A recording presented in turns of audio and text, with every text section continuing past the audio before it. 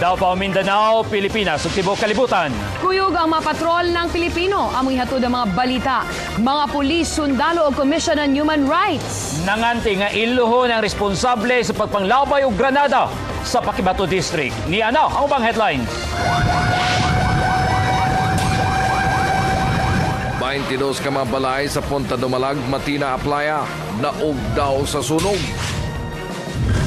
Laing babae na sab, gitulis o gitdunggab. Davao City gitayog na sab og linog sayo sa kadlawon.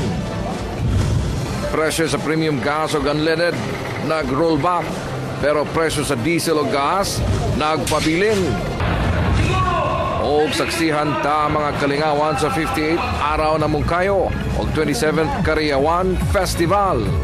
Gikan sa ABS-CBN Davao News Center, kini ang TV Patrol Southern Mindanao.